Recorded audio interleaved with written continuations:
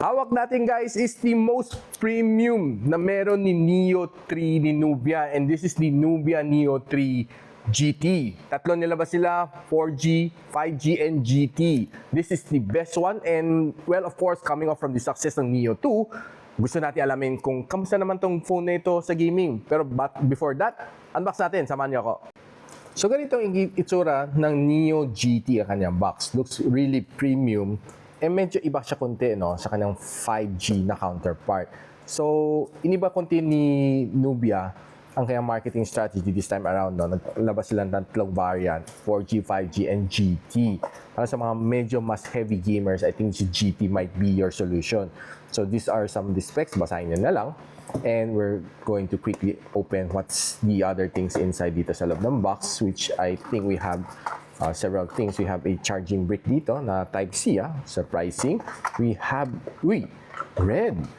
So alam niyo na ano meaning nito, pang gamers. So we also have a hard case.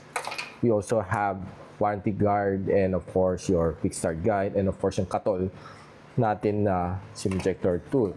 Now, so this will be a quick unboxing lang. Yan, kita ganda guys. Wow! No? Compare dito, malayo. Ang ganda si GT, no? Ganda. Ganda magkagawa. Honestly, this is how it should be, no?